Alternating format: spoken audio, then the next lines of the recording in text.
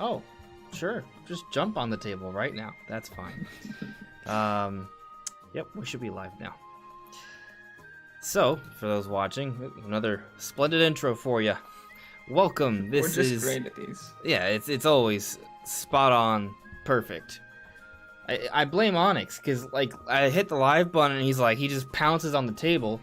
I hope you get nice and comfy, and you're not, just stay there. But anyway, welcome everyone. This is On Just Restart. This is a Nintendo podcast we do every Sunday night at 9 p.m. Eastern. I am joined by Brandon, our co-host.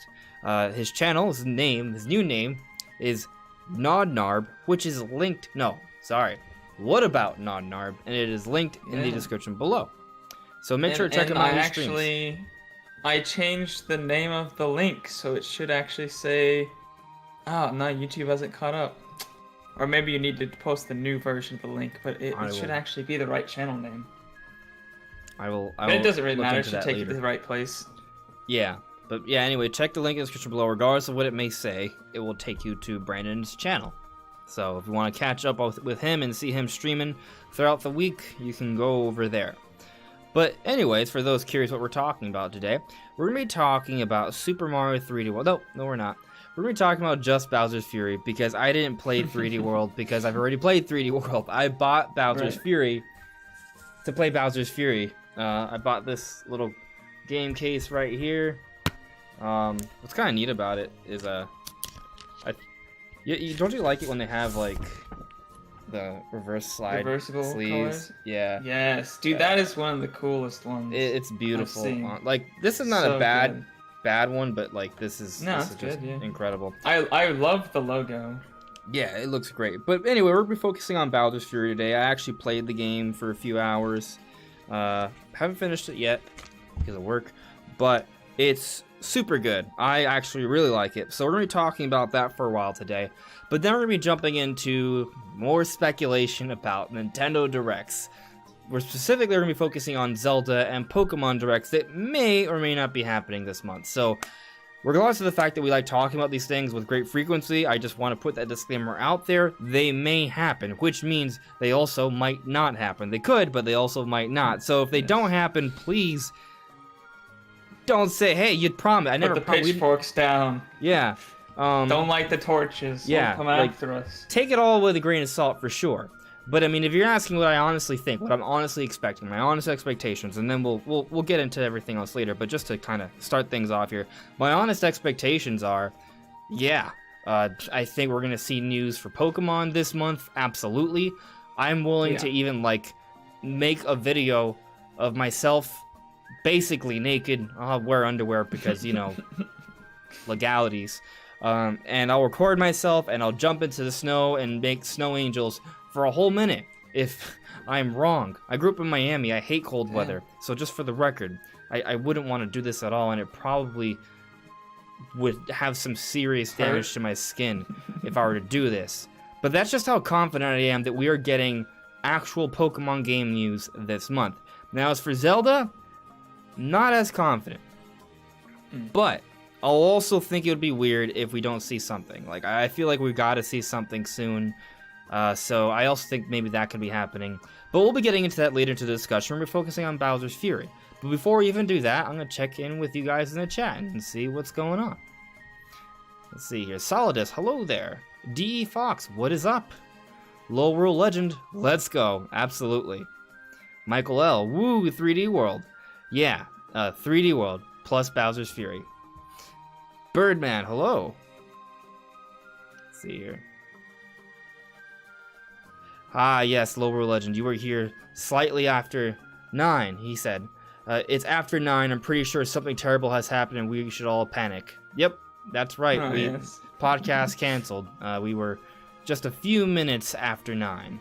Because we've never been late before. Well, oftentimes I update the scheduled time by 5 minutes or so, but honestly, I thought we were gonna hit it, but took a few more minutes. Birdman. Oh, and I just watched the Breath of the Wild 2 trailer for the 500th time already. Zelda 35th Anniversary Direct Luck. Hopefully, let's all watch the Breath of the Wild 2 trailer continuously. It's creative Whatever view Zelda count, altar. yeah, whatever view count it's at right now, let's double it by Thursday. Could pray do to it. the Hylian gods. Yeah, that'll be fun. Maybe something will actually happen. DE Fox, I'm holding you to that bet, but I think we will. All right. Okay, I'll keep that promise, guys. I will. If there is no Pokemon news in February, like no Pokemon game news at all, then I will record myself almost naked. I will be wearing underwear. And I'll throw myself into the snow and do snow angels for 60 seconds. All recorded, and it will be posted. But I do not think... Unless he feels that it is unsafe, and then he can stop anytime. If there is a panther outside, I will wait until a panther is gone and then record it. But I do not think I'm going to have to do this at all. Because he immediately jumps in the snow and starts feeling frostbite. He might stop. But you know how some people make bold claims like, oh, this will never happen, like Banjo-Kazooie will never come to Smash Bros. And if he does, I'll eat paper or something like that.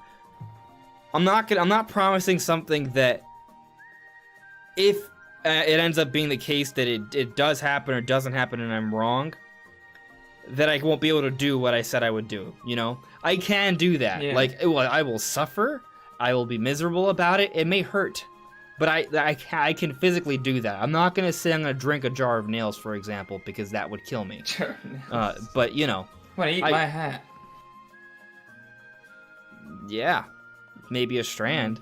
That's pretty much it. You like getting a hair in your mouth, but worse.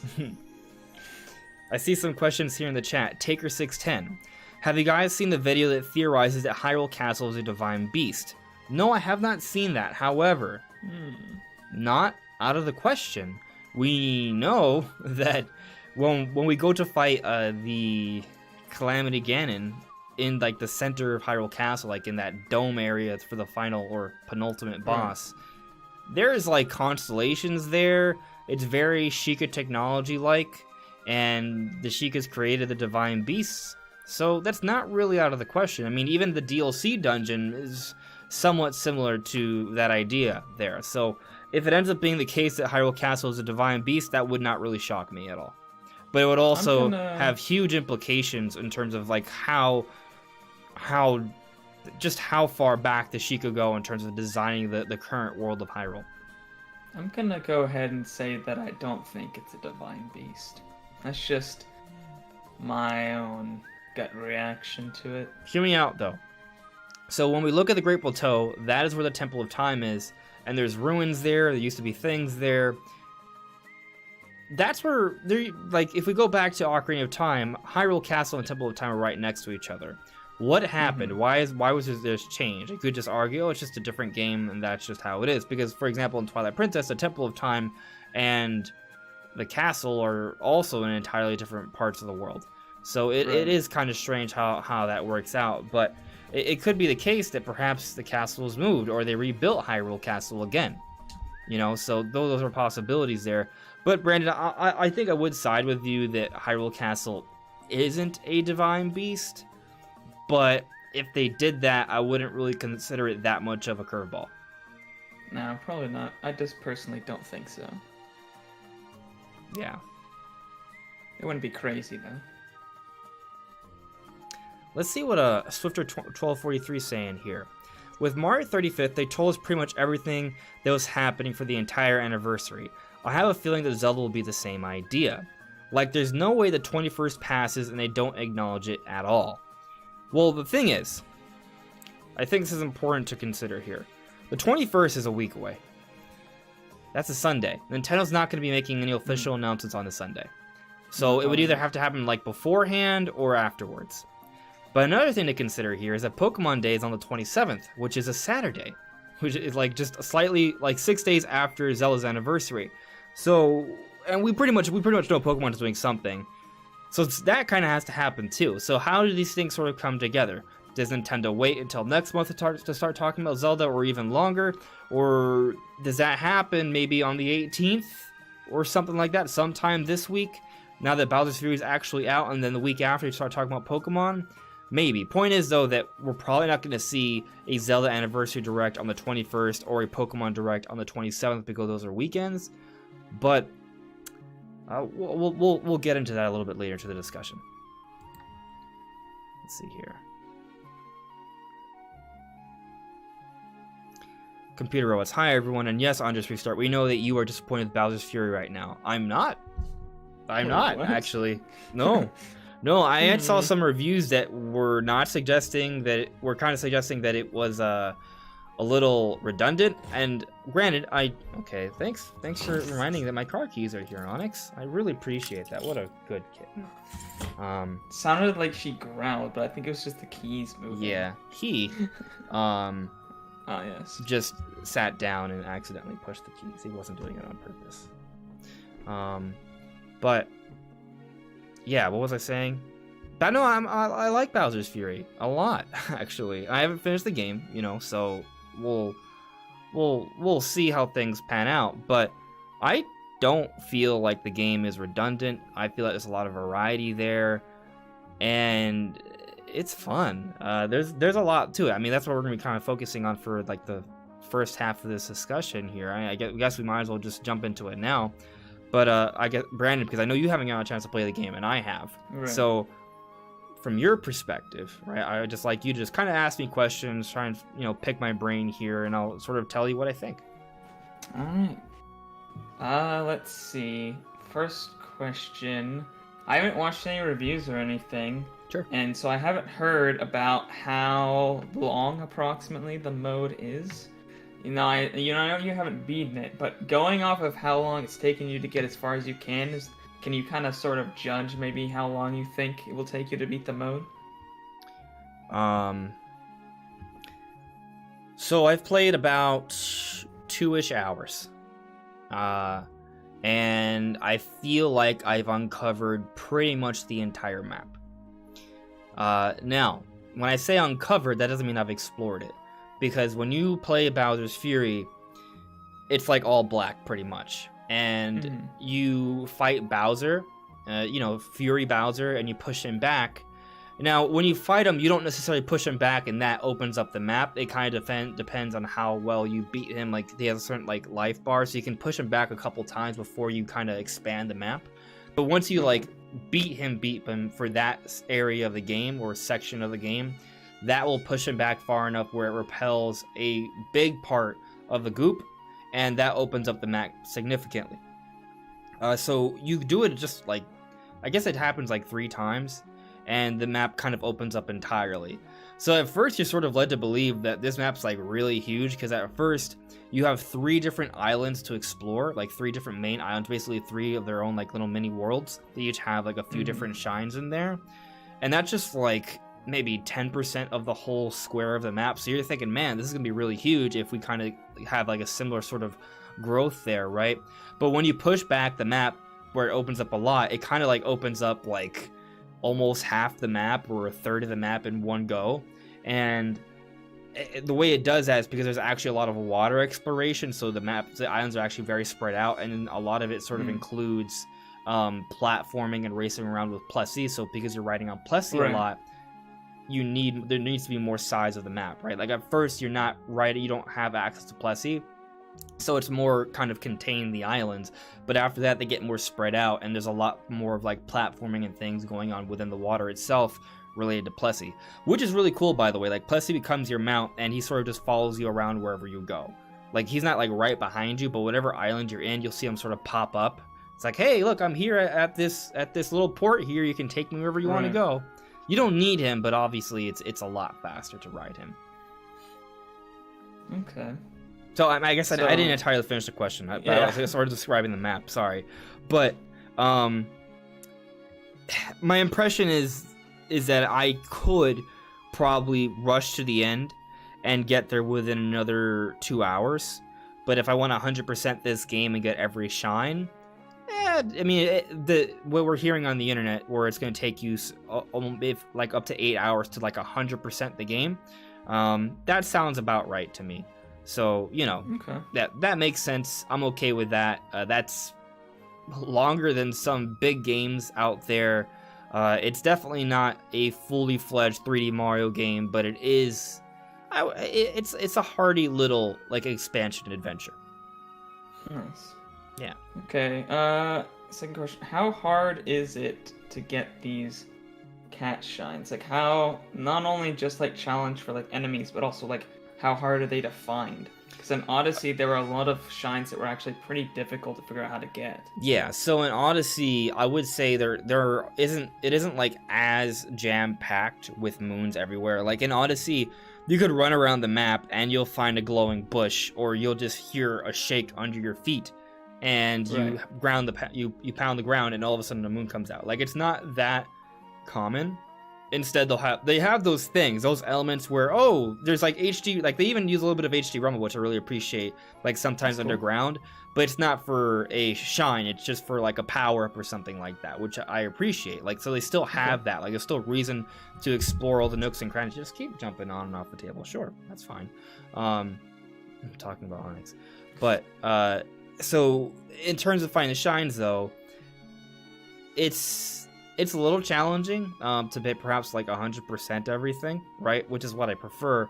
But you can easily find shines. Like, it's not hard to progress through the game. But if you want to find every single one, some of them may be a little bit more challenging to kind of look for. Okay. That's cool. Mm-hmm. How is... Because I know there's a lot of power-ups and you can like hold them. And I assume power-ups are kind of used... like that you can get around to certain parts of the environment that you can't with other power-ups, or there's multiple ways a lot of times that I saw to get to one place, but it might be easier with a certain power-up. Are there certain power-ups that are just like completely better than one another, or just one power-up you felt like you needed all the time? Like, I assume the cat suit would just be like the ultimate power-up, right? Pretty much it still is like the ultimate power-up. There's a lot of different ways to go about doing things. For sure.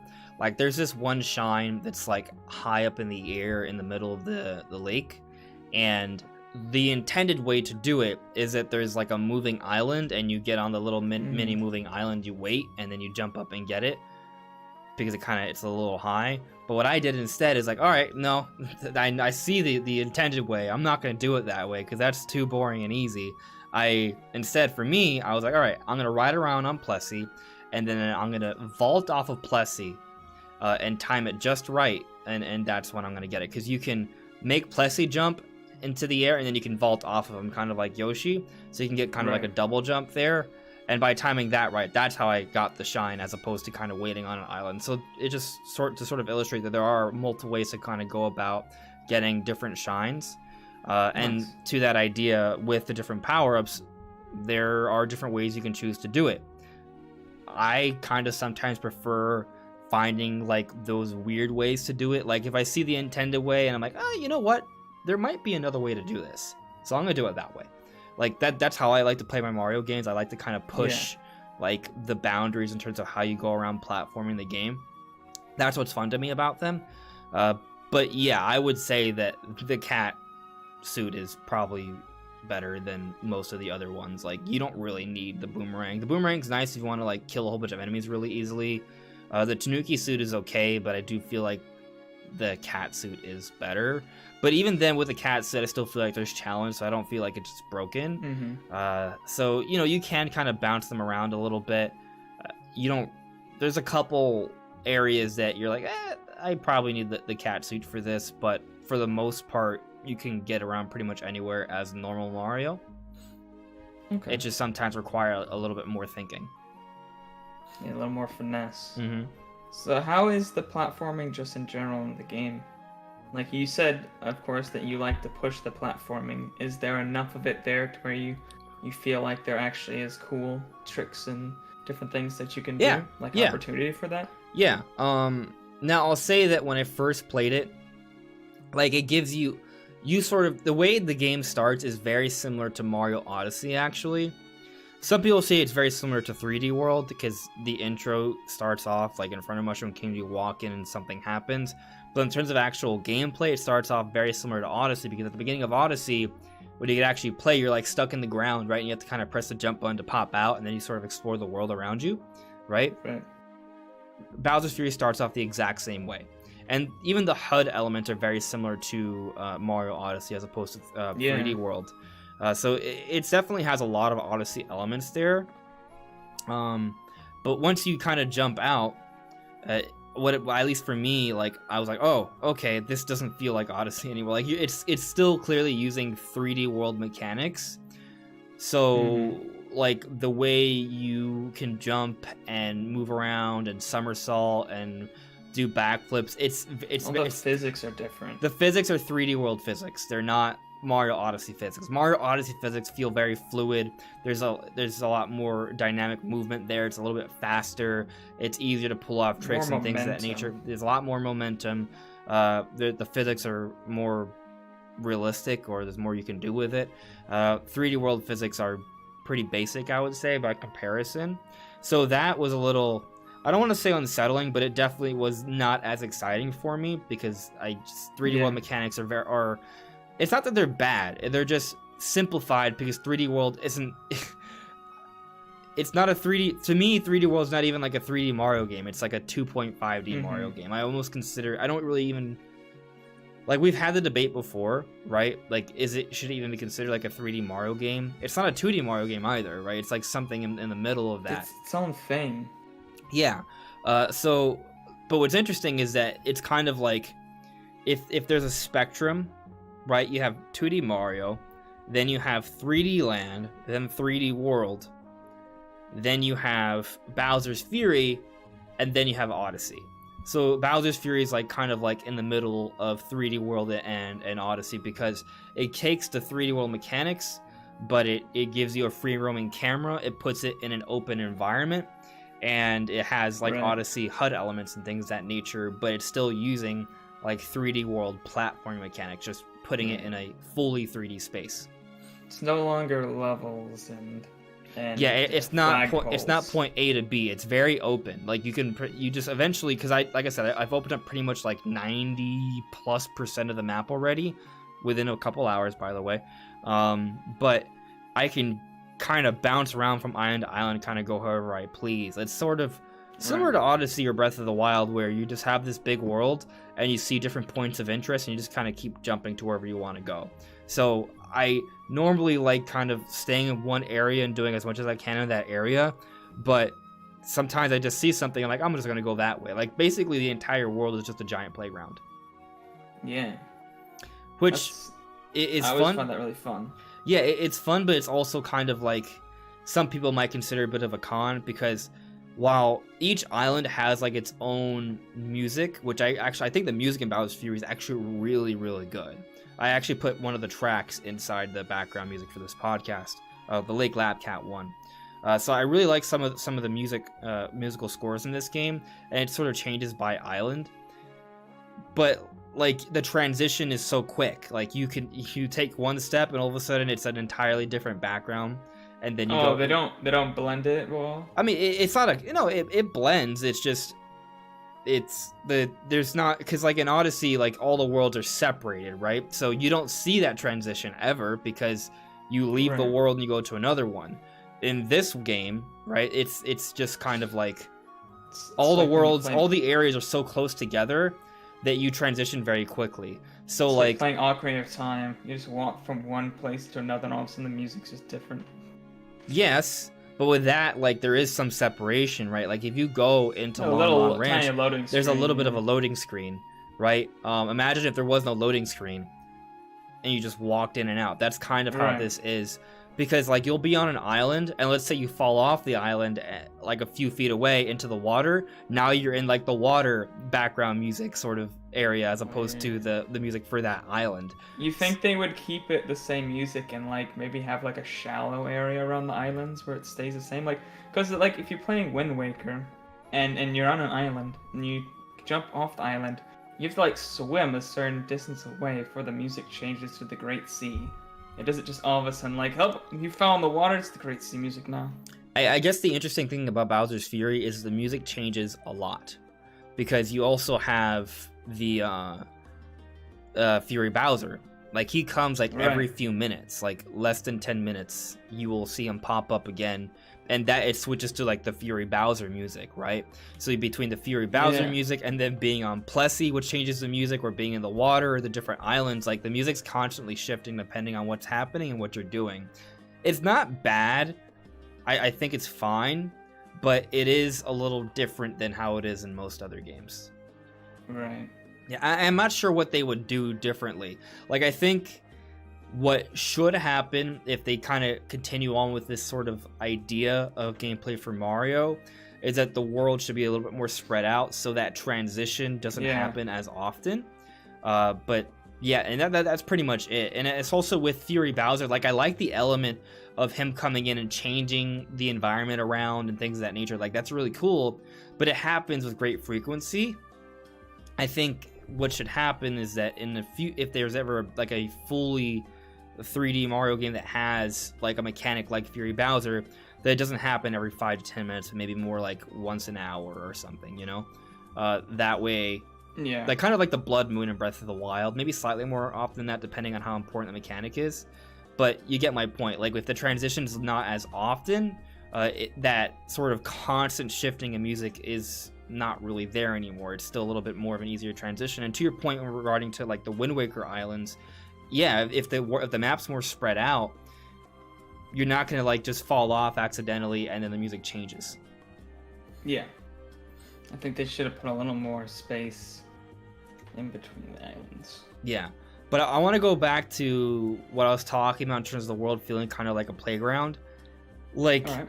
I guess one criticism some people might have for Bowser's Fury is that the areas aren't like, it isn't like you will be, oh, I'm now in a cool desert, oh, now I'm in a haunted mansion. Like there aren't like these very clear defined motifs for each area, or they are to an extent, but they're not like, there isn't too much to them, you know. There isn't like that much to what's going on there, I guess. Like there is like a cold area, but there isn't too much story to it, you know. There isn't like too much like ruins and things of that nature where you're like, oh, there's something that happened here, this is a world. No, it's just like a few different islands and platforms with some ice things, and then you have really nice music, you know what I mean? There isn't, I guess, a lot of that makes sense yeah for what the mode is, because it's not like super long.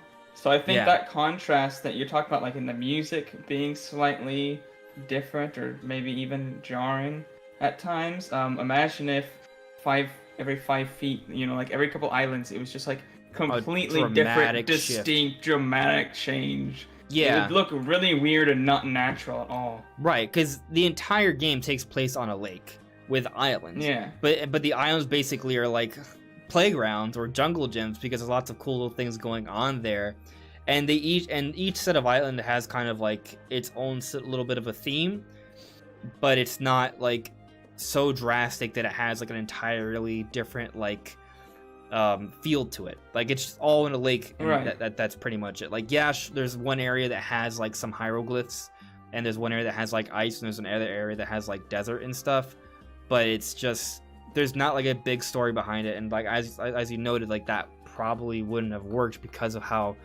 contained this all is. Like it's all so close to each other. Yeah, I think that would have been really weird. But again, like I'm just enjoying the game because I do think the music is good, even if it does kind of shift with great frequency.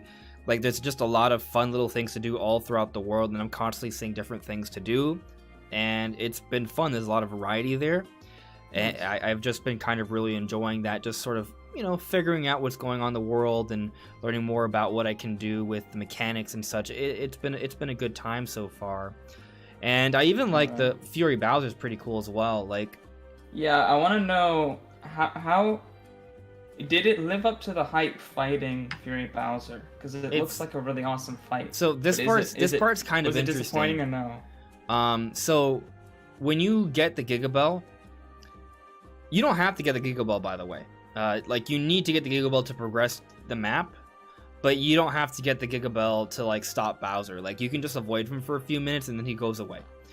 But when you get the Giga Bell, then you can actually engage with him, and you turn into a giant Cat Mario. And basically, you can sort of jab at him to slow him down or just avoid his attacks until eventually he exposes a shell, you pound the shell, and that repels him back. That's pretty much it.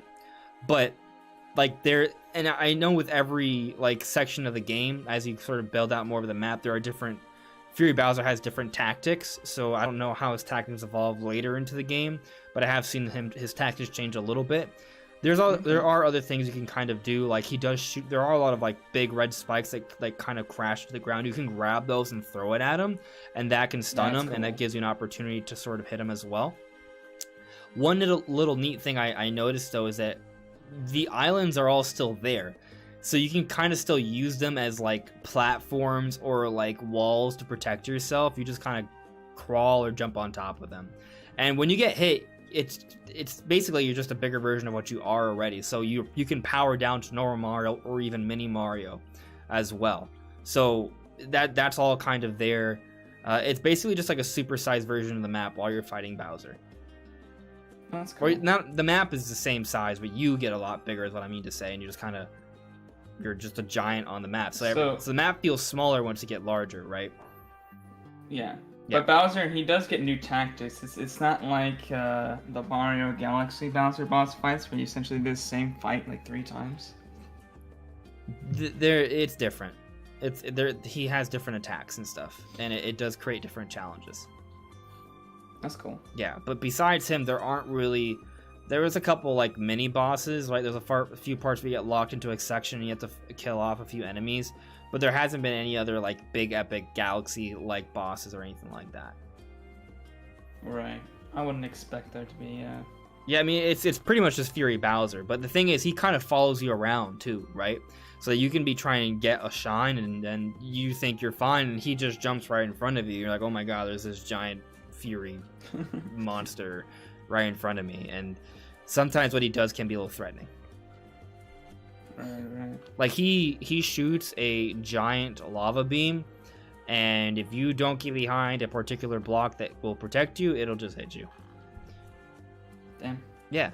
Like the game is, I wouldn't call the game super easy. Like it's not a cakewalk. Like it can pretty much anyone probably beat it. Yeah, I'm pretty sure. But I have died a few times is my point. Like I have had some resistance. It hasn't been just super easy, very breezy to do. There's been some challenge there. And the punishment I'm kind of like, I think, because what happens whenever you do die, you just lose all of your coins. You go down to 0. Or I think you lose 50. But that kind of hurts because you collect coins. You're like, oh man, I got a whole bunch of coins. And when you lose all the coins, like, you kind of feel that hurt a little bit. What are the coins for? That's the thing, though. So it doesn't actually matter that much because all the coins do is get you power-ups, I believe. So if you get 100 coins, you get a whole new power-up. But you find powers all throughout the game. So it's not really that much of a punishment. But personally, I still feel that sting. Because whenever I'm exploring the world, I always get excited when I find coins. So when I see all my coins disappear, there is that little bit of a sting there, right? So I'm like, oh man, I can't let that happen again. The only Mario game where I actually care about coins other than the RPGs is Odyssey. Because I want those suits, man. It's so cool. Yeah, Odyssey gave you a lot of reason to acquire things because you actually get power-ups and costumes and things. Not powers, but all those costumes. There's a lot of them. They were really cool. All the collectibles. Like you could dress up as Diddy, you could dress up as Luigi, you could dress up as Mario in a wedding outfit, or a skeleton, or 64 Mario. Like there was a lot of really 64 cool Mario stuff. was my favorite. Yeah, it was a really cool one. But I've been loving the game. I've been really enjoying it. Granted, I've only put in like 2+ hours, but that's probably about 25% of my experience so far. Well, what it will be. But let's check in with the chat here. Let's see what some of you guys are saying. Unless there's anything else you want to sort of address, Brandon. No, I think we should go in the chat. Okay. Let's see what's going on. Maybe I'll pick up something in the meantime. Yeah. Let's see here. Wyatt, have you all realized it's been about 2 months since the last Smash reveal?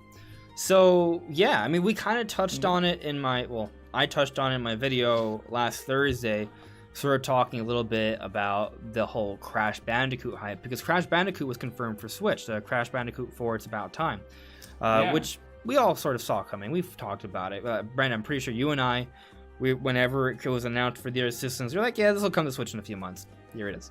Like, yeah, it's the not same story as the Crash trilogy, the Spyro trilogy, the other Crash trilogy, the racing one. I mean, they all happened the same way. They got announced for the other platforms. They didn't say anything about Switch, and then all of a sudden, a couple months later, boom, it's coming to Switch.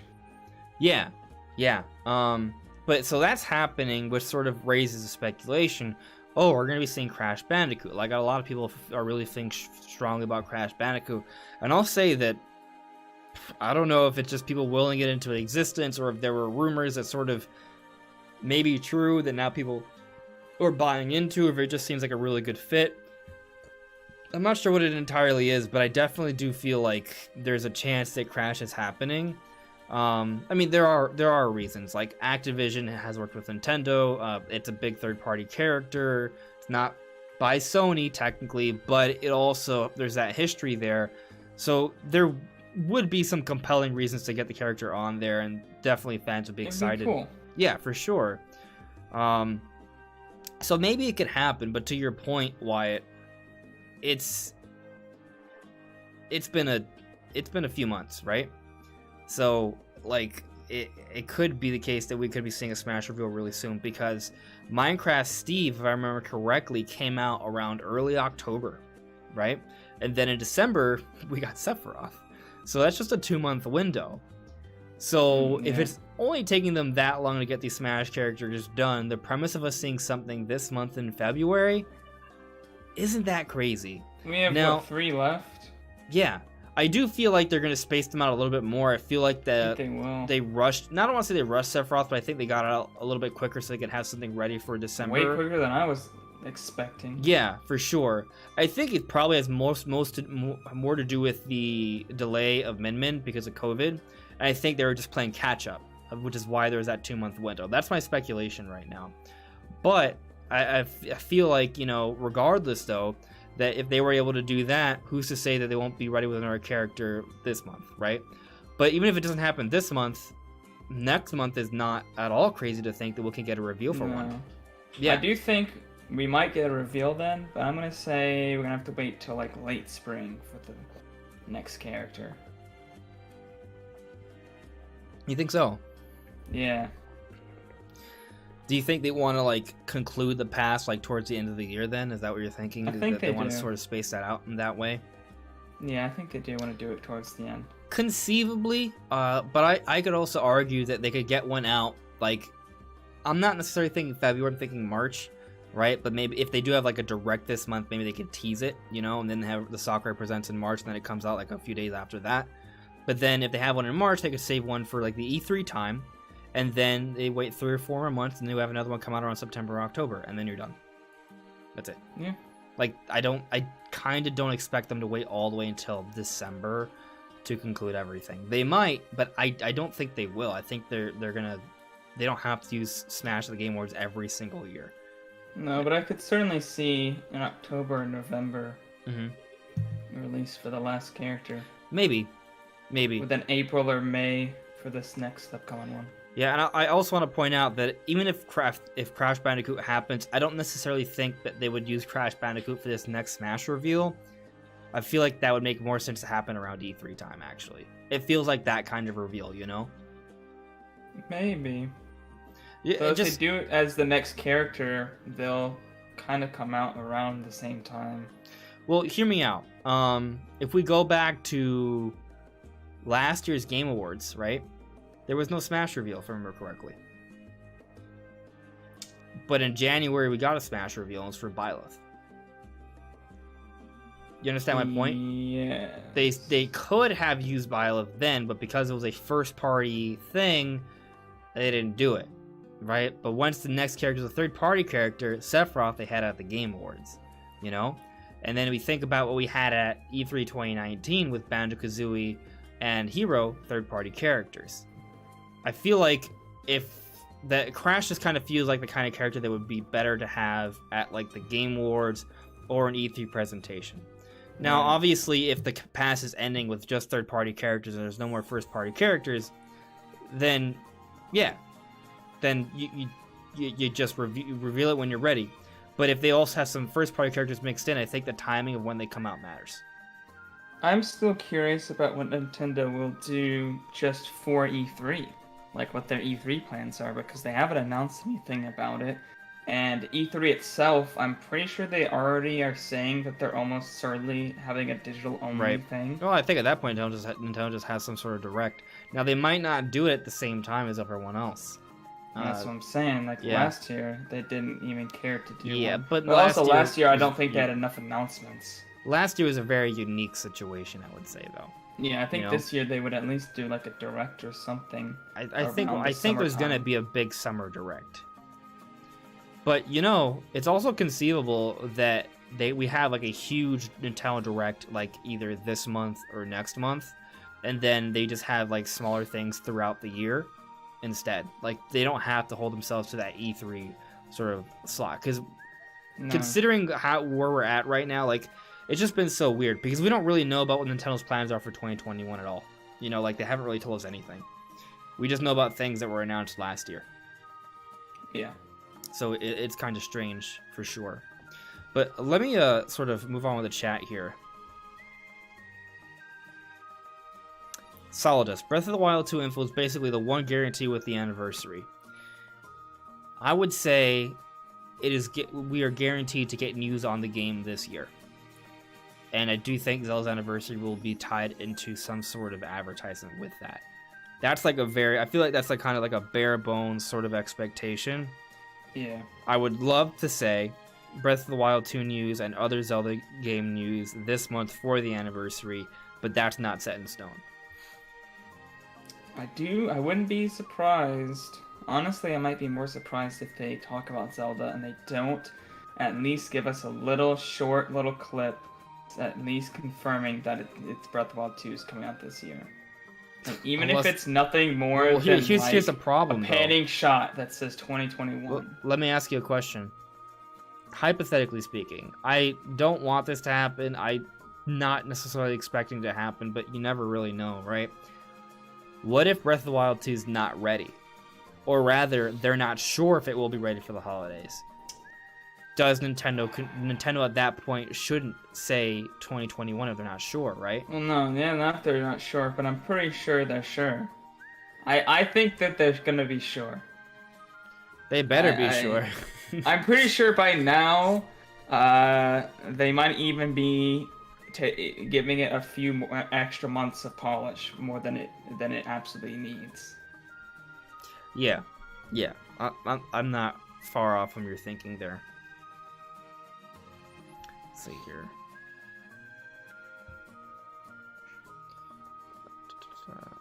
Swifter brings up an interesting point here. Mara's anniversary is actually September 13th, but Mara's 35th anniversary direct start on the 4th, so maybe it starts a bit later or earlier. Honestly, so this is another interesting thing. So I have my Twitter notifications on for Nintendo. So whenever Nintendo posts anything, I see a notification of it on my phone. Just so I can get Nintendo news as soon as possible, right? But usually it's nothing important. But every time I'm like half expecting to see something. And I'm almost sometimes not even like wanting it to happen because, I mean, this is what I do. I cover Nintendo, right? So if Nintendo announces a big direct, you know what that means. I got a lot of work to do, right? Yeah. So sometimes I'm like, please don't announce anything this week. I'm just not ready, So it's not even like I want it to happen, but sometimes I don't necessarily want it to happen immediately. So the only reason I bring that up is that I have like reverse bias to kind of counter my bias for wanting it to happen. But my point is that I kind of am half expecting to Nintendo make some sort of announcement at any point. Like I'm semi-prepared for Nintendo to be like, oh, here's some Zelda news. I do think it could happen, but you never really know. Yeah, dude, I'd be so hyped though. Yep. Jonathan Marks Gamer. I hope Nintendo Directs are still happening. Me too, but I also think they are happening still. So, Yep. I mean, it's like, for example, like there's so many arguments we've had about it, but what seems to really be sort of giving people hope is that we've seen recent hires for Nintendo that include job descriptions for working on directs. So there you go. They're still happening. Let's see here. Ella Schmidt. I just joined, so I'm sorry if you've already answered this question. But many people think that we'll get a Zelda 35th Direct on the 18th. Do you think it'll happen that day? So we haven't specifically talked about that. It's a Friday, actually. It's this upcoming Friday. Because I've already thought about that. That's why I knew that already. Thursday. Nah, it's upcoming Thursday. I'm I have wrong. a calendar open. I'm wrong. You're right. You're right. I'm wrong. I probably looked at March. But anyway, did I look at March? No, it's March 18th. I was just wrong. I'm sorry. But anyway, this Thursday, which usually is when directs happen. So I could see it for sure. There was that IGN person that said something would happen on the 18th, but most people think that was a prediction, not necessarily a leak. That said, as I just mentioned, directs oftentimes happen on Thursdays, so maybe we do see it then. Very common. And Bowser's Fury has just come out. Nintendo can now move on to start pushing and advertising other things. So they could very easily have a Nintendo Direct in February that has a Zelda focus that talks about Zelda anniversary things, or it's just a Zelda Direct, one or the other. And then the week after they have a Pokemon Direct. Like, that is not really out of the question at all. In fact, if we go to the Direct Archive just to show us the Direct Archive, when in doubt, fall to this. Let me show you guys. Like, if we go back to February 2019, people thought I was crazy when I said this, by the way. And I was like, no, it's happening, believe me. This. Let me see here. I'll show you guys. I got proof. Look at that. February receipts. 2019. February 13th, Nintendo Direct, a 35+ minute presentation. 2 weeks later, Pokemon Direct. Like, literally the day after, it was like, guys, there's a Pokemon Direct happening 2 weeks from now. People were like, we just got a Nintendo Direct. No way they would do that. They did it. So, you know, there's precedent for us to see something like maybe Zelda news or a Direct with Pokemon news not too long afterwards. Although, I'll throw this curveball out there, right? What if they're like, you know what, let's just put it all in one presentation? Even though Pokemon like never does it. Like, what if they did just do it this time around? Just because they want to have like all their news together, because maybe they would feel more special for like a big Direct, you know? Because maybe. This is my thinking. I'm not saying it's going to happen, because it's never happened before. Not really. Like, we have seen some Pokemon news in Directs, but it's really just kind of more of a, hey, we already talked about this a few weeks ago. Here's a reminder of Pokemon Sword and Shield or something. Yeah, like it isn't really ever anything new. Yeah, it's just like an additional trailer that may show a couple more little tidbits of gameplay, but they had already announced about it shortly beforehand. So, you know, that's pretty much it for that. But the point I'm getting at here is that this month, theoretically, we could be getting news about the two big holiday games for Nintendo this year. That would be the Diamond and Pearl remakes for Pokemon and Breath of the Wild 2. So if that's what, like, the big holiday games, you know, maybe you do put them together in one big Direct, you know what I mean? But again, historically speaking, that's never happened, so I wouldn't make that an expectation. I would also argue that their current Direct strategy seems to be splitting content among different Directs rather than putting them all into one. So it seems kind of opposite to what they're going for lately. Yeah, I mean, if you look at last year's weird because, you know, everything. But, like, they had one partner showcase that was Monster Hunter, another one that was showing out Tensei. Then they had 3D All-Stars and 3D World and 35th Anniversary Direct. And they had Age of Calamity separately. So, like, you know, they could do a thing where Breath of the Wild 2 is confirmed for this year. And then a week later, like, Diamond and Pearl remakes are confirmed for this year. And then maybe in March they actually have like a direct that announces other things like 2D Metroid and Donkey Kong, you know? And then all of a sudden the year's filled out, right? That could happen, maybe. Yeah. But obviously we'll have to wait and see. By the way, there's still some little tidbits for both Pokemon and Zelda anniversary news, but I'm kind of trying to catch up with the chat here. Let's see here. But to kind of fully answer your question, Ella, I would say that there is a decent chance we could see it on the 18th, in case that didn't make myself clear. Yeah, I think it could happen. Yeah. Stormex Quick, when do you think a Pokemon Direct will happen? A week later. Like, Yep. So if we get a Pokemon Direct hypothetically on the 18th, I could see us getting a Zelda Direct on the 18th or a Nintendo Direct on the 18th. I could see us getting a Pokemon Direct on the 25th. Around there. Yep, maybe a day likely. before, maybe a day after, but around there. Because we have seen Wednesday Directs too, you know? Also, Nintendo's been doing things very differently lately, so it's really hard to predict them now as compared to before. Yo, Gamebird Classic in the chat, what's up, bro? Let's see here. Super Chris, hello there.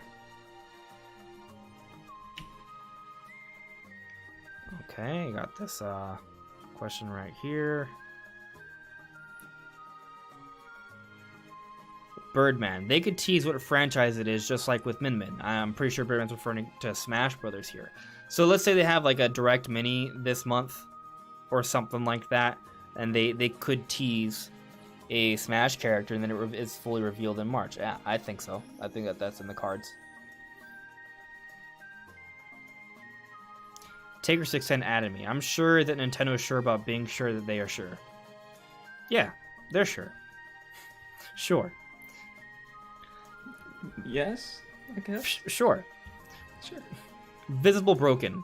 If something happens on the 18th for Zelda like a Zelda Direct, that would be insane because the IGN guy also tweeted Breath of the Wild 2 would come on the Switch Pro. Yeah, again, you know, people feel like that was kind of more of a prediction, but it's all logical things that you and I, Brendan, have been discussing for a long time already. Like, It makes sense for that to happen. If we're not getting a Switch Pro now, then it's probably going to come out with Breath of the Wild, too, and it's probably going to be in the holidays. So that makes sense. If the Switch Pro doesn't come out this year, chances are it will never come out. That's the other thing. Because at some point, Nintendo's going to have to start thinking about the next generation. They cannot take that much longer to come up with the Switch Pro, because after a certain point, you might as well just wait for the next system. Yeah, like I agree with you. Year. If it's not this year, it's never. I agree with that. Like, there might be other smaller revision things, but it wouldn't be like a big deal. Sounds likely. Unless the lifetime of the Switch is going to be before a next-gen console, because obviously it's going to live a few years after the next gen, but unless the next gen isn't coming to like 2024 or 2025, which seems kind of long for me. I feel like 2023 seems more likely. Unless their plan is that a Switch Pro comes out in 2022, but the Switch Pro is basically just a next generation Switch, and they just allow the games to be cross-compatible, and then just like 3 or 4 years later they move on to something else, and then just kind of do that. I don't know. Like basically forcing the base Switch to just function like a 3DS, except this would be a 3DS that would still be able to play like main console games, you know what I mean? Right. They would just run like trash. Yeah. Wouldn't be a very good look in my opinion. Yeah. It's weird, but we'll see what happens. Super Chris, I still can't believe there are people online on the original Mario Kart 8. The game has got legs. Hey, yeah, I mean, I was playing the original Mario Kart 8 when I was over at my parents' house because my brother bought one. He brought a Wii U and the original Mario, or I bought the original Mario Kart 8 for them for Christmas. So, we played that. So yeah, some people still do play the Wii U sometimes. Apparently Black Ops you can still get in the lobbies somehow. Yeah, there's a lot of games that just... There are people who just continue playing particular games, and that's just what they enjoy, so they'll be online. Splatoon, people still on there on the Wii U. Yeah. Birdman added me. There's a Nintendo PR on Twitter, and he teased the Mario Direct the Sunday before the Direct happened. Is the implication that this Nintendo PR person might hint at something for Zelda? If anything pops up, let me know. Yeah, I guess it's a possibility. I don't remember this happening before. Yeah. StormX Quick, do you think there might be a Nintendo Direct this week? I'm kind of hoping for one. I mean, if we don't get like Zelda news this upcoming week, then I'm going to start to think we're not getting any Zelda news in February. So it's kind of like this week or bust. Yeah. Because there's only 2 weeks left. And they're gonna talk about Pokemon. Yeah, I'm pretty Either that, or I'm gonna have to make a very uncomfortable video in the snow. I'm 99% sure we're gonna get a Pokemon Direct this month. Yeah. ASAP Rel. Hello, on Just Restart. Bowser's Fury is fantastic. I feel the same way. I've really been enjoying the game. I think it's really fun. It's an open Mario. You can kind of go around exploring, doing a whole bunch of cool things. I love it. I kind of want Nintendo to expand upon this idea. It needs some polish for sure, and I would prefer it to have Odyssey-style platform mechanics, but definitely a really, really fun expansion of the 3D world. Yeah. Oh my god, voice crack. That's fine, I forgive you. Let's see here. D.E. Fox, I'm expecting Zelda news this week and Pokemon news next week. I'm expecting Zelda ports, remakes, remasters. Who? Maybe. Gamer Classic, how you doing, brother? I am doing well, brother. Let's see here. Jonathan Marks Gamer, what's your hopes for Diamond and Pearl remakes? Will the game redeem Game Freak? So, I think the thing is, a lot of people are just there's kind of like two different sides here. There's three sides really. There's a side that just doesn't care about Pokemon at all, so it's not really an issue for them. There's a side that is content with what Sword and Shield has offered, and there's a side that's just not contented at all. Actually, there's a fourth side. There's a side that's like, okay, we play this, but Game Freak needs to do better still.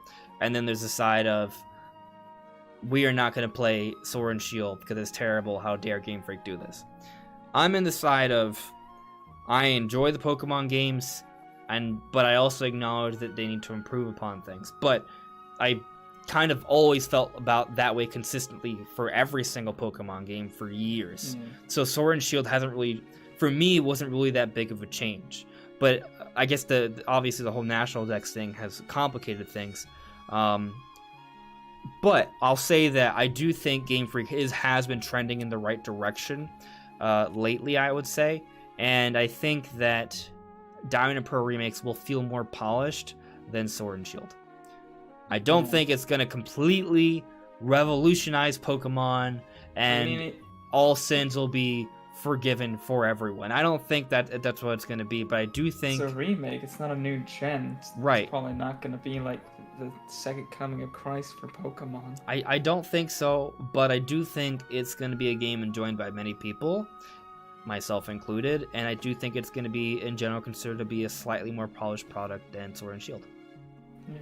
I'm in the camp of, I've tried to get into Pokemon twice, and it's not that I didn't like it, it's that it just didn't quite meet the standards that would make me be able to get into it.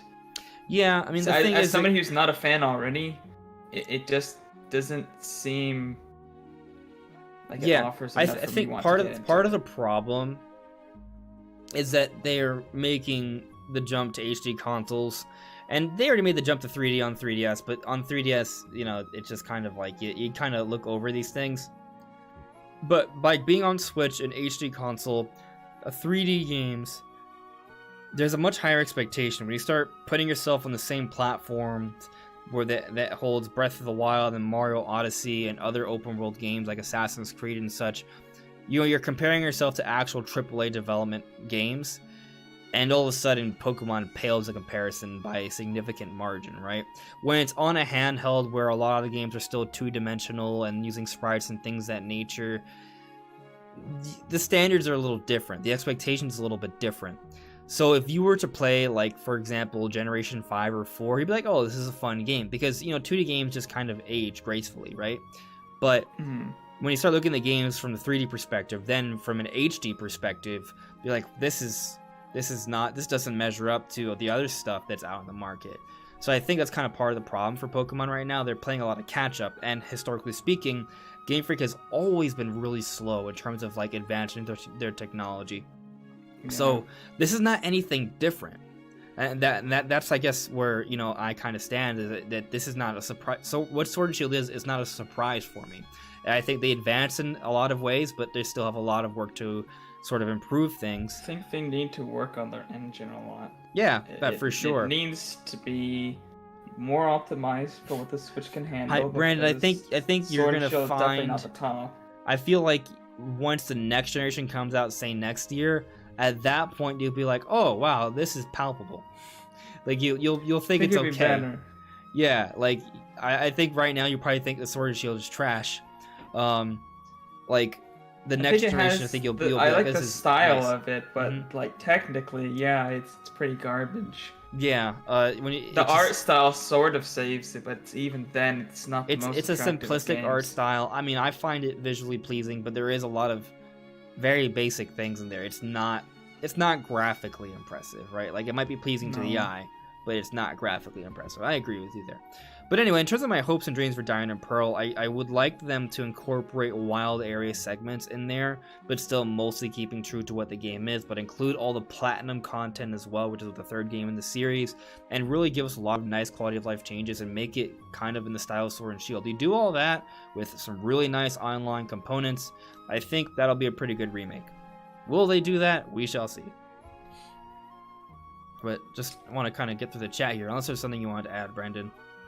Well, there's actually another question, something I thought of for Bowser's Fury, and that is, I watched the Digital Foundry analysis on it, and there's a lot of weird things about it that I think is because they're trying to make an open world game off of an engine that was meant for linear game. Sure. So I think there's a lot of challenges there, but they did something that Nintendo normally doesn't do. And that is they changed the frame rate between docked and undocked play only for Bowser's Fury.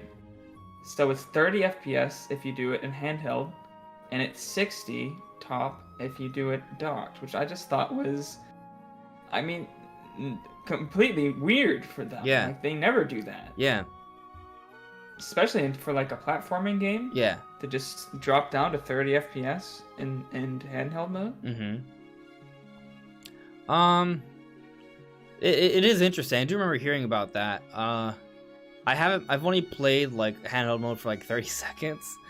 So like a little bit more than 30 seconds, but like I played it like a little bit when I was on break today. That's pretty much it in handheld mode, which is why I took a picture of it from work and I was like, hey guys, then I put this little photo, like kind of like advertising the podcast. But beyond that, I haven't played it that much, so I didn't really notice. It was fine. I thought I controlled well, but it is kind of an interesting thing to see them do that. Normally you see a resolution change, not a frame rate change. But I guess a lot, like to your point, it has a lot of it has to do with it being kind of an open world area, which I guess, what is it, like CPU intensive or something? Yeah, and I imagine the world streaming isn't set up for that because obviously you don't have enough RAM to hold the entire map data at once. And most games for like level-based stuff, you might have close. So your streaming systems might be built for smaller environments with less data. So switching over to a whole world where you need to stream in the entire thing with no loading screens at all is completely different. So I'm assuming they had to make a ton of changes to that engine just to get it to run at all. Yeah. I'm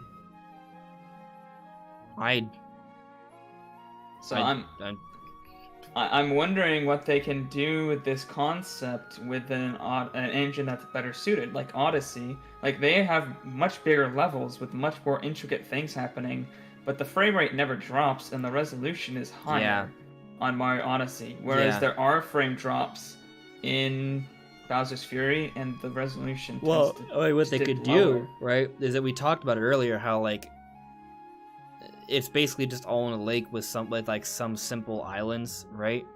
And it's fun, but it's not really. It's just a lake with like different little playgrounds, right? If they were to make like a full 3D Mario game like this for the Switch, if it still happened on Switch, the next big Mario game, I do feel like they'd be able to pull off something like Odyssey. But imagine like if the Odyssey levels were kind of connected to each other, you know? Right. As one continuous world as opposed to like jumping from one sort of level to another. I think that's what we could kind of expect. I mean, they be basically cool. they do it in Breath of the Wild, right? Like it's an open world game, like entirely. Yeah. So they could do it for Mario. I think they can. The obvious challenge is maintaining 60 frames per second. Yeah, that's the thing, is Zelda is only a 30 FPS game.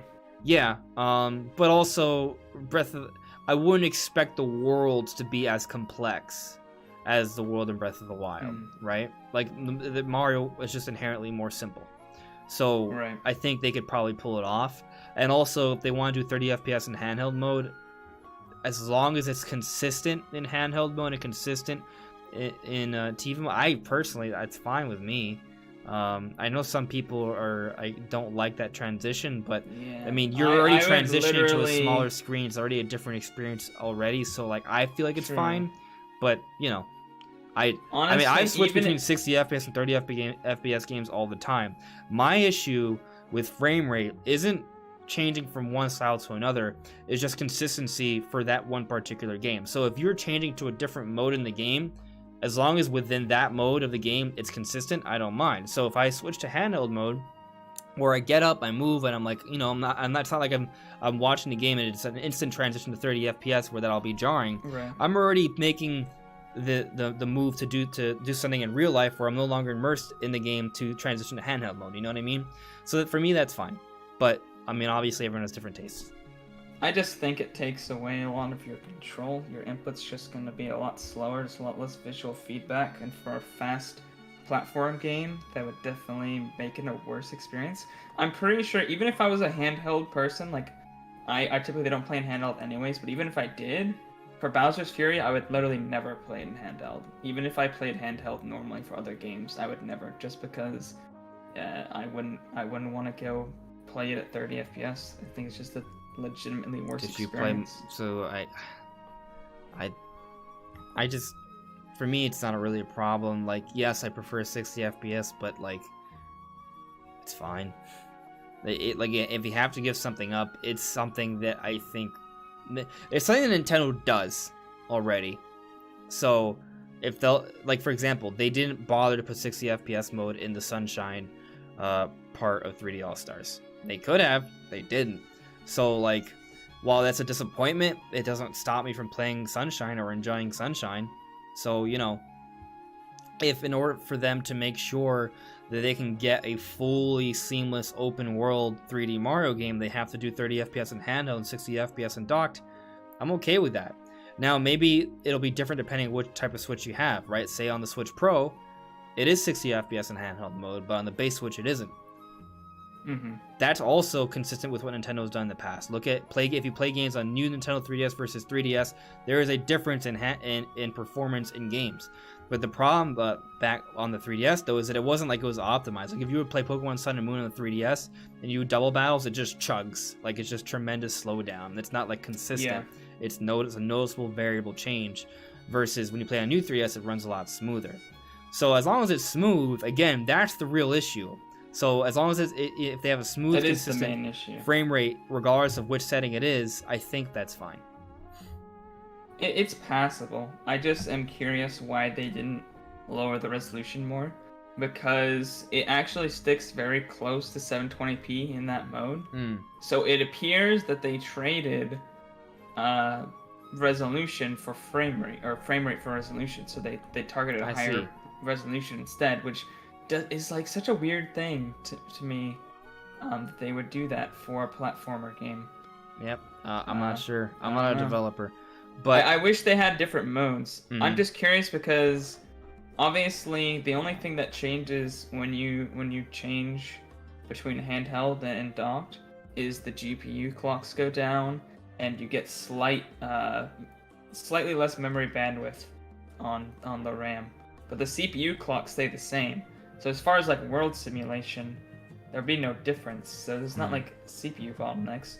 I'm wondering if it is their streaming systems just like already were having trouble, but because the engine's not very well optimized for that. Yeah. But I don't know. Yeah, I want to move on with the chat because we still haven't gotten to the Zelda and Pokemon stuff yet. Okay. Yeah. So iSonic asked, Do you think Breath of the Wild 2 will be a pro exclusive? I don't want this to happen, but some people think of this.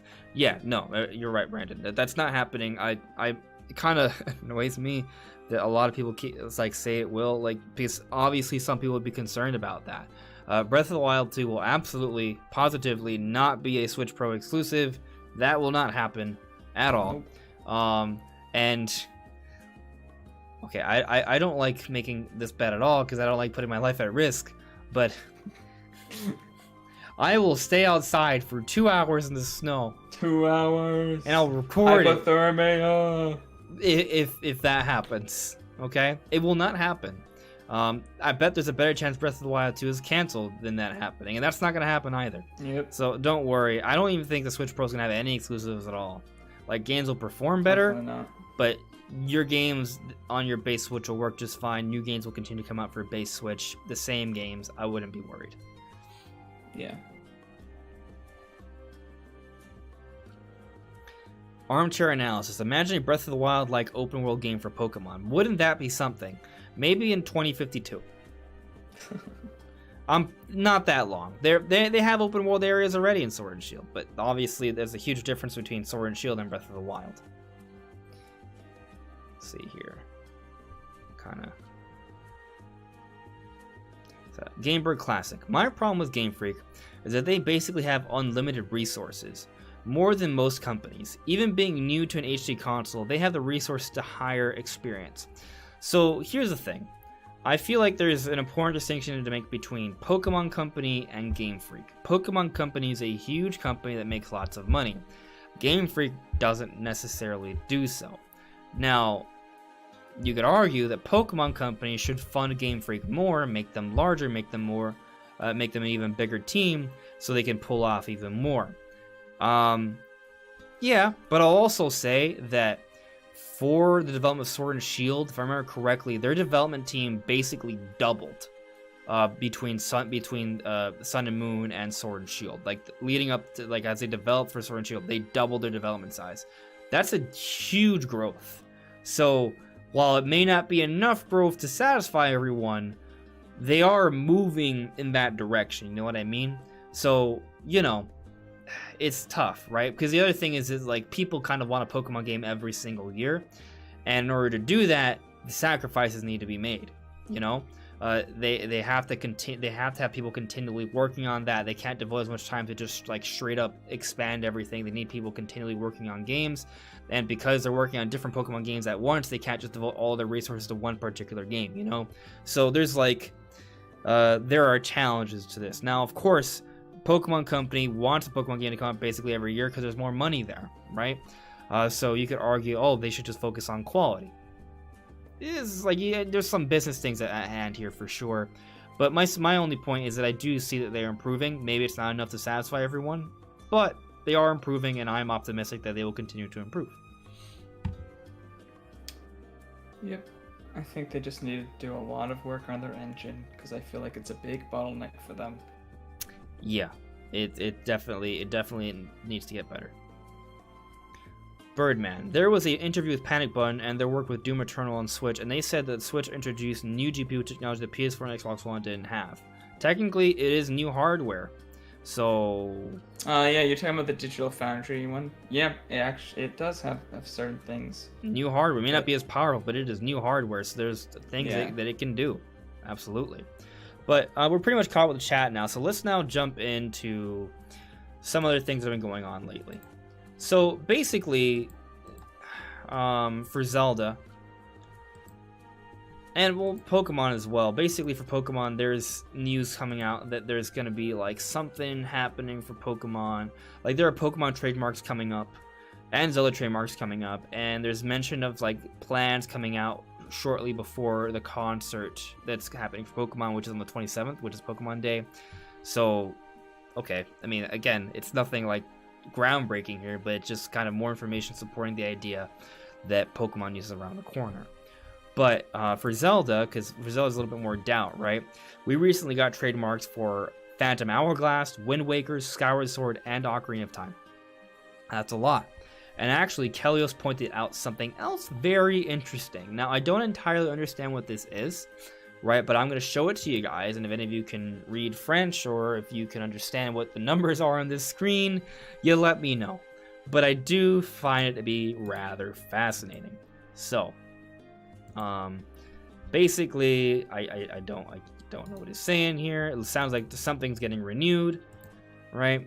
And then you see certificate data version 3, serial number, encryption, algorithms, and nonsense. February 13th to 14th, March 14th. I'm not sure, but what I do recognize here, of all the random things I don't understand, is this part that says Sheikah pedestal NOA Nintendo.com. So, you know, that's definitely Zelda related. You factor that in with all these other Zelda trademarks we're seeing pop up, the fact that Zelda's 35th anniversary, the fact that Zelda's bigger than it ever has been before, the fact that Nintendo did huge celebrations for Mario, and they've even celebrated other smaller Nintendo franchises to some degree. It would be very strange if Nintendo does nothing for Zelda, especially with all of these signs. I haven't even mentioned all the merchandising trademarks we've been seeing for a while already. So I definitely think something's happening, guys. Right? I don't know if you got a chance to see that, but yes. No, yeah, I saw it. Yeah. It was some other things. Looked like a bunch of baloney, but baloney that might mean something. It's like server from Amazon. I think it said Canada. It was given like some dates, not before February 13th of this year to March 14th of next year. Which I was like, I don't know what that relates to, but I guess that's something. No idea. But it says Sheikah pedestal. There was information. I just didn't understand what it was trying to tell me. Nintendo Zelda information. That's all I got from it. But I do think it's just kind of more information supporting the idea that Nintendo's planning something for Zelda. Yeah, it's just like the meme from not Finding Dory, but the first one, Finding Nemo. Where the dude's like, he's trying to tell me something, I know it. Yeah. I think, you know, there's probably news coming fairly soon. I just don't, you know, I don't want to be like, yeah, for sure something's happening next week, because Nintendo's just been so quiet that it's kind of like you don't really know when they're gonna they're actually gonna do something, you know what I mean? Yeah. But I mean, let me just ask you this, Brandon. I feel like we touched on this last week, but if February 21st comes and then we get Pokemon news at the end of February and then we go into March, and Nintendo literally makes zero mention of Zelda at all, nothing, will you think that's just strange? Oh, that'd be really weird. Because they even like mentioned Paper Mario's anniversary on their social media. Yeah, I would be confused. Like, but now let me give you this question: if we do come across Zelda's anniversary, what we see Nintendo make mention of it is what I'm trying to say, but something big. It's like, hey, look, Legend of Zelda on the Nintendo Entertainment System came out in 1986 on February 21st. Isn't that cool? And they just do that, like. How would you feel? God. Like, would you be like, okay, they celebrated it, time to move on? No, I'd be like, okay, they're gonna have a direct March or April, and that's where they're gonna talk about it. That's what I would think, that they were saving it for a direct. Because there's no way they're not coming out with Zelda anniversary stuff, right? That's my thinking. Maybe a little bit later than the actual anniversary itself, because there's been tons of times that companies have celebrated a game and not on the anniversary, just in the year. Like, it could be months after. It's just, the thing is, like, you look at how Pokemon can be streaming Pokemon's 25th anniversary. They're having concerts, they're making videos, there's merchandising, all of these different things, right? Then you look at what they did with Mario, they even look at what they did with Fire Emblem. Yeah, it's just kind of like, I have to mention it. If they just pass by Zelda's anniversary, when you're seeing all these other Nintendo franchises get something on the day of their anniversaries or even before their anniversaries, it would just be so strange. I'm not asking for them to release Breath of the Wild 2 on February 21st, right? But I am sort of thinking that based off everything else they've been doing, that it makes sense to think that they would also start advertising for Zelda's 35th anniversary. That's what makes sense. But, you know, they don't have to talk about it in February. They just don't. Like, if they don't have any games coming out for Zelda in February, then they don't have to talk about it then. They could wait till March. They could wait till April. It would be disappointing to wait that long, but, you know, when it comes, it comes. But I don't know. Like, based off everything, it makes sense for them to talk about it in February. But, of course, you know, we'll see what Nintendo does. Yeah, I mean, honestly, it would be mighty suspicious to me if they literally didn't acknowledge it at all. Like, that would be like, okay, they're ignoring it at this point, and that's weird. That would be weird. Like, if they didn't say anything about it, that'd be crazier than if they had an entire Zelda Direct. Like, that'd be the weirder outcome, is that they just say absolutely nothing. Yeah. That's what I think. It would be weird, but also because it all falls on a weekend, right? Like, they can't make whatever they do. They're not gonna make the announcement on the weekend. I think it makes more sense to mention it before it actually happens, right? Not be like, oh, by the way, in case you missed it, Zelda's anniversary happened, right? Like, so yeah, exactly. To the point we talked about earlier. Who was it in the chat? Sorry, I forgot who mentioned it, but. Like, yeah, Mario's anniversary celebration started before the actual anniversary, right? So, you know, probably they should start talking about it sooner. And also, what should be noted, there is a lot of speculation that Mario anniversary plans would have been talked about way before September 13th of last year. But there's a lot of things had to be delayed and pushed up because of the pandemic. So, you know, that may have impacted things. Like, maybe their plan was to celebrate Mario all throughout the year and they had to push things up. But because of that, right? Because they have to push up the Mario stuff, maybe they've also pushed up the Zelda stuff too, you know? But again, it would just be strange if they were to skip the anniversary without doing anything. So they can have the Zelda Direct, and then it doesn't mean that things have to start coming out like right away. Right. We just want the news now. We don't need it now. Now, if they have some eShop releases in February, that'd be fine. I'd be okay with that, right? I feel like launching a couple... Like, if they put out, like, a Majora's Mask, an Ocarina of Time, like, 3D All-Stars kind of version, right? It's just basically the game, but they the textures are slightly cleaned up because it's, like, upscaled to HD, and it's on the Switch eShop for, like, $20. People will be okay with it. I'll be okay with that. I'd buy it. Yeah. I would be really happy about that, actually. And like they could do that, and I don't think that'll take away at all from Bowser's Fury, right?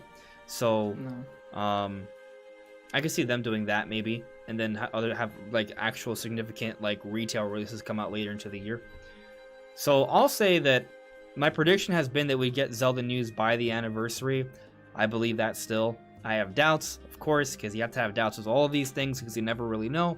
But I'm going to maintain my prediction and say that by the anniversary, we are getting news, which means this week, basically, because I do not expect it to happen over the weekend, which just leaves tomorrow the 15th, Tuesday the 16th, Wednesday the 17th, Thursday the 18th, and Friday the 19th. So we'll go for 18th. Go with the rumors or whatever. I don't even know if it's a rumor. That's the thing. Like, it's like maybe a rumor, but not a rumor. Actually, let me see if I can look up that guy real quick, because maybe he may have had some updated posts since then, and I haven't looked into it, to be honest with you. I'm gonna kind of double check now to see if maybe something has popped up that he kind of. I feel like he probably just said, "Oh, it was just a prediction." But of course, maybe he just said that because he didn't want to get in trouble. I don't know. I'm pulling it up, guys. Well, I feel like if he's in a position to get in trouble, he wouldn't have said anything to begin with. Yeah, and he definitely wouldn't. Like, who would believe that it was a prediction if you know the information? Right. Let me put this up because I don't think we got to talk about this last week. But this is a prediction, by the way, that people were talking about. So Adam Bankhurst works at IGN. He said February 12th, 3D World plus Bowser's Fury. Sure. right? February 18th, Direct celebrating Zelda's 35th anniversary, which is the 21st. Okay. Zelda Collection for Switch in March, Breath of the Wild 2 for Holiday 2021 alongside Switch Pro. All of that makes sense to me. It's entirely logical. I think that could happen. But let's see if he's had any updates on his stance. Well, also he said these things are here. Don't think Switch Pro is talked about. They're not going to talk about Switch Pro until like at least April, at least. But yeah, they'll tease Breath of the Wild 2 for Holiday for sure. But let's just go to his main page here. Let's see if he expanded on those ideas at all. Oh, there's a whole other thing we didn't even talk about, the Grezzo thing. I'll get to that in a little bit, but Grezzo's hiring. I think he mentions it here. I was going to get to it in an article, but a medieval and stylish project. Grezzo's worked on multiple Zelda games. Do we know if it's a new IP, or could it be another Zelda game? I don't think it's confirmed either way. Yeah, I guess what's interesting here is that Adam Bankhurst is continually talking about Zelda stuff. But let's see here if he said anything about it being a prediction. I don't see anything, but I don't know. I haven't really caught up to where he initially made that prediction. Oh, there it is. Yeah, I don't see anything, so I don't know. But the point is, we don't know if it's a prediction or not. I do it does make sense for the Direct to happen this week, because Nintendo focused on 3D World. Now that it's out, what's next? Yeah, Zelda. But Brandon, if we get news next week, do you think it'll be a Direct Mini, a Nintendo Direct, a Zelda Direct, a couple trailers just dropped? What do you think? I'm leaning towards... well, I don't know. I think it's easier to say what I don't think will happen than what I think will happen. Sure. Because there's kind of a couple options. What do you but think I will don't not happen? think is... What will not happen is a major Nintendo Direct. I am like 90% sure. And then I'm like 70-80% sure we won't get a Direct Mini either. I think if we get a Direct or some kind of presentation, it will be Zelda focused. That's what I'm thinking. I think we could get a Nintendo Direct with a Zelda focus. So like I'm not sure if I'm not against what you're saying, but I guess I still have more hope than you that it could be a Nintendo Direct next week. But again, it could just be a Zelda Anniversary Direct. I'm leaning towards, if there is any sort of Direct, it'll be a Zelda Anniversary specific Direct. Okay. But I'd take being wrong. That'd be nice. Be good time. But yeah, no, I'm not thinking so. That. And of course, that doesn't include the Pokemon Direct because that's like its own thing. Yeah, I think considering that if we get something next week, that would only be a week removed from Pokemon news, as opposed to 2 weeks. Perhaps it makes more sense to expect like just a Zelda Direct, right? Then Pokemon Direct at the end of February, then a Direct Mini in March, where they confirm another Smash character. And all of that information tides us over until summertime, where they're ready to have the return of the General Direct. Sure. I could see that. Yeah. I mean, if they want to just give us a full-scale Direct, I'll take that too. I could see a Direct Mini in March, but I could also see a full Direct in like April. Like one or the other, or both? Well, probably one or the other, because I doubt they would have a mini. I don't think we're gonna wait. I don't think we're gonna wait until April. I don't think so.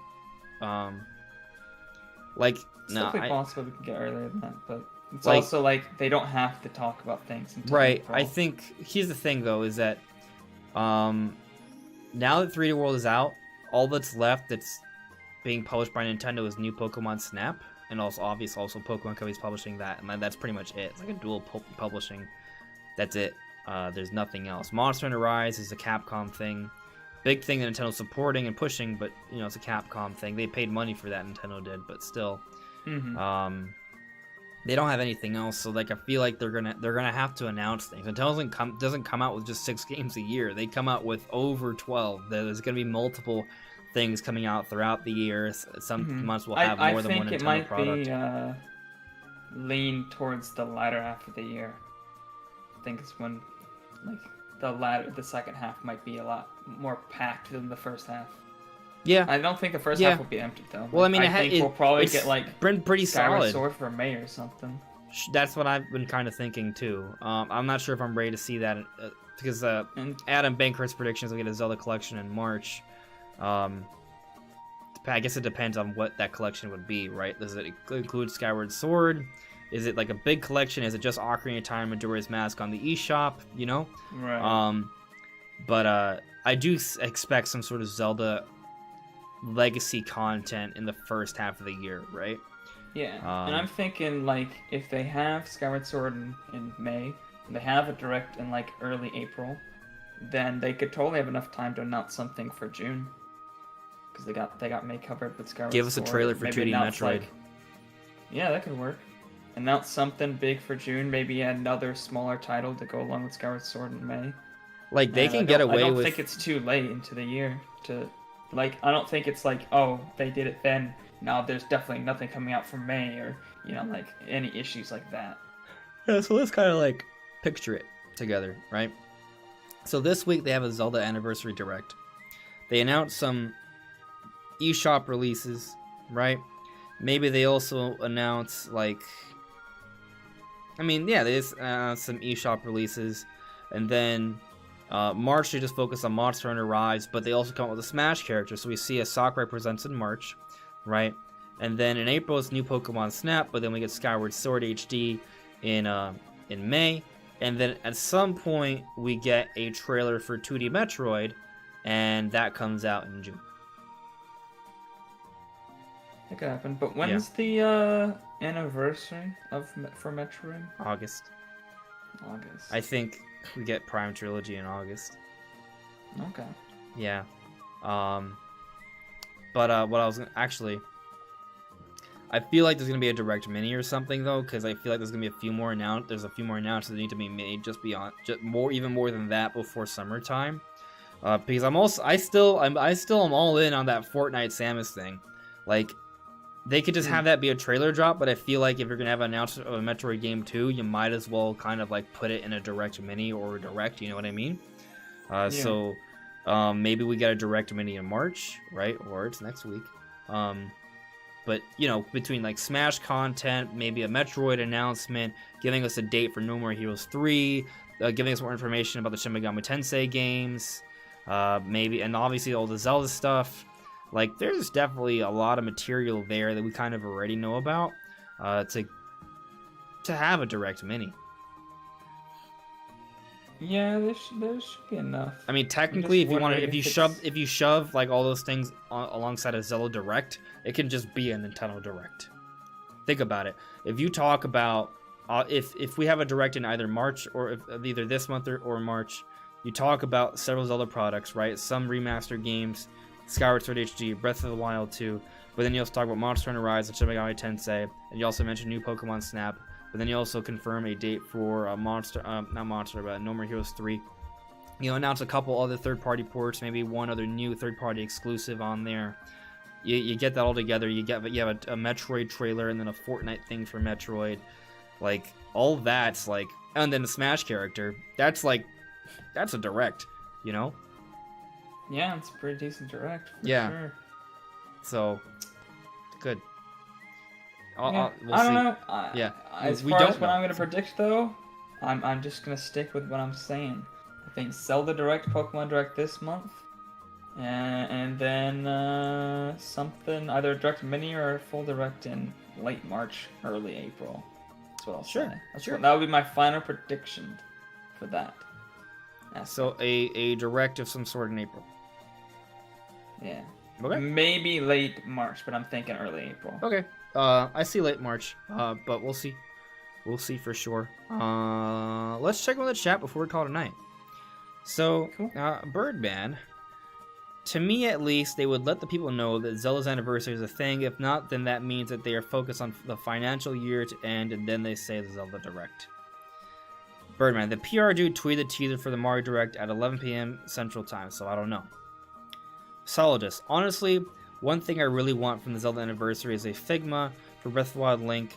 with the extra leather padding included that we saw in Breath of the Wild 2 teaser. That would be pretty cool.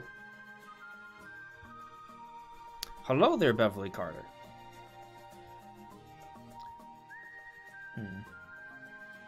Let's see here. Javier Vasquez. Also, guys, who's hyped for a new trailer for Breath of the Wild 2 during the Zelda anniversary? Here's to hoping for an epic Ganondorf reveal. Yeah, like having him talk or something would be sick, dude. That'd be cool. I hope they got someone who's just really like dark and antagonistic, and it's just like, whoa. What I will say is, though, I'm not expecting that. I'm gonna be honest. I expect that if they do bring up Breath of the Wild, it would mostly be focused on just saying that it's coming out this year. Because I think they're gonna talk about it in bigger directs later in the year. You think they'll just be like, Breath of the Wild, Aura of the Darkness, or something? Holiday I don't think they'll 2021? give the name.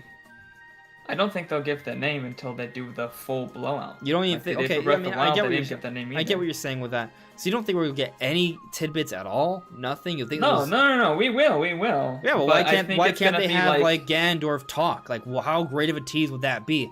Like, imagine they show a cutscene like Link and Ganondorf are fighting, right? Like, imagine it's kind of like remember with the Space World thing, where you saw Link and Ganondorf fighting, but imagine it's like that, but in Breath of the Wild 2.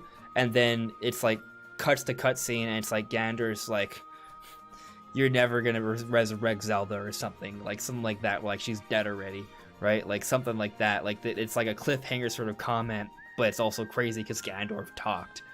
Like how crazy would that be? What would be even cooler though, is that happens, and then Link's like, "I will bring her back." Yeah, talking back. That dude. I was gonna say that. Like, what if they make Link talk? Dude, that'd be epic. That would be epic, but for everybody in the chat who's about to be like, "No, Link can't shut up. Link can talk." It would be a moment. Like you can't, even if you don't like the idea of it, you have to agree that if that were to happen, the internet would explode.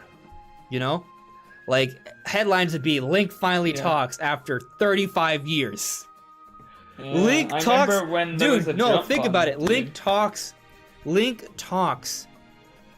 for the first time after 35 years. Actually, Ganondorf hasn't spoken yet either. Nope. Link or Ganondorf haven't spoken yet. At least one of them. At least Ganondorf has lines though. Link has like a couple lines in certain games, and that's it. Hey, hello, hi, come on. Like, okay, hey. Sometimes he has dialogue options in Skyward Sword, and that's about the most you ever see. No, maybe, sure. Yeah, basic stuff. Technically, those aren't even really canon because you can choose between multiple options. Mm-hmm. You just kind of imagine it, right? Yeah, but yeah, if you guys have any final questions, we'll take another couple minutes here to get to them, and then we'll be calling it an evening. Gamebird Classic. I think we'll for sure get a name. Well, Gamebird Classic thinks we'll get a name, but maybe don't. Maybe it's like a trailer that gives us gameplay. You know. Well, here's the other thing, Brandon. Are you maybe assuming that it comes out like November? What if it comes out like summertime or something? You know what I mean? I mean, it could. I mean, there's a lot of what ifs that would make it make sense. Yeah. But I'm just gonna say, with how I picture everything happening, I don't think so. Like, yeah, sure, there's a bunch of what ifs, that what if this and what if that could make it make sense, but from what I believe is happening, it doesn't. So. But there is definitely a ton of arguments to be made for it happening. I just don't personally think it's going to. Ruler 2 review in the chat. What's up, bro? Looks like I shut up right at the end. Anywho, port Skyward Sword, please. Yo, the Skyward Sword music just started. Yeah. Just like queued in. Yeah, Skyward. We haven't really mentioned Skyward Sword, but I definitely. We mentioned it a couple times. Well, we mentioned it. I said we wanted it to be in May. Yeah, we want it to be in May. I want it now. I think it'll come out maybe May. I touched on it. Was it last week? The whole Loftwing thing. I have a video coming out where I'm gonna kind of go all in on this Loftwing idea, a little bit. Man, it would just be so cool. we get Loftwings in Breath of the Wild too. Like, Yeah, and think about the marketing there, right? Like, so they have a Zelda anniversary thing. They show Skyward Sword HD. Obviously, there's a huge Loftwing influence there. But then that transitions to a trailer with Loftwings in Breath of the Wild 2, and then Holiday 2021. You know, like, they could do that. Yeah. How sick would that That be? would be epic. That would tease gameplay instead of story. Yeah. But cool, even cooler idea. Instead of it having like the sweet sort of like you know, like Skyward Sword has a very bright tone to it. You see Loftwings, but instead of Loftwings flying over the beautiful, colorful world of Skyward Sword, it's like this dark, eerie, gloomy version of Hyrule. Maybe stormy. After we see like basically shortly what happens shortly after the destruction that the castle does. Like whatever Ganondorf does to the world, we see a glimpse of that, and it's panning over a Loftwing flying in the sky or something. You know, like that. Like the Loftwings flying over, and that kind of pans over a ruined Hyrule, or whatever Ganondorf does to that, to give us a bit more of a tease of what's going on there. Maybe then that clips to Link and Ganondorf fighting, and then there's dialogue, and then Holiday 2021. Wouldn't that, and that could all happen in 60 seconds. It'd be epic. It would be epic. I think they're gonna focus more on showing like little gameplay hints and teases in it.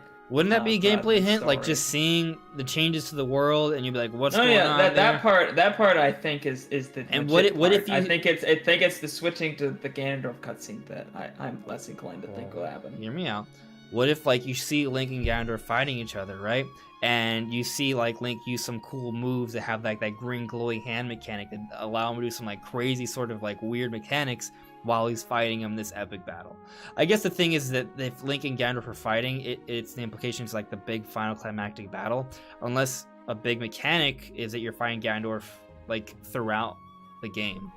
I don't. Maybe they do say that for later, but I would love to see like dialogue from them. That'd be cool because I wanted them involved with the story. Yeah. Yeah. No, that would be epic. Yeah, I'd be down. Martinez Gonzalez. What if Skyward Sword becomes the Mario 3D world for Zelda? Do you think that it could come out next year? Ah, you mean like come out like right before the end of the fiscal year? Don't. So I don't want to think about it, man. So like the depression. Sure. It could happen, right? Like that could happen.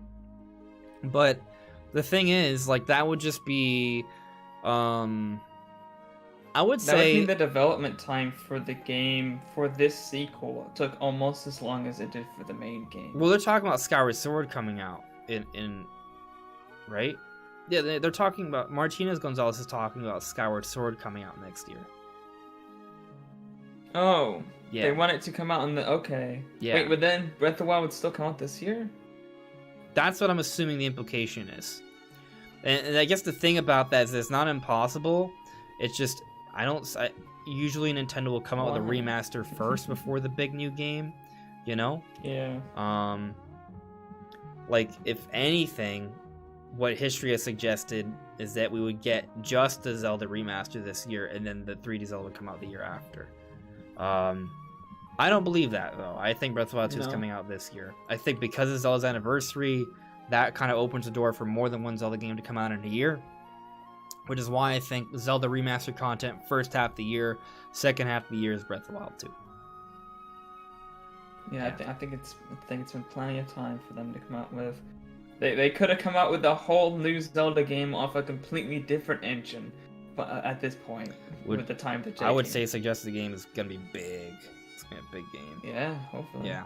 I think they've been making a lot of changes to the engine as well. Probably expanding that for uses in the Switch, get more mechanics that may not have been possible in the previous version of the engine. Yeah. Or the Wii U and things like that. Yeah. Let me read what Javier Vasquez is saying here.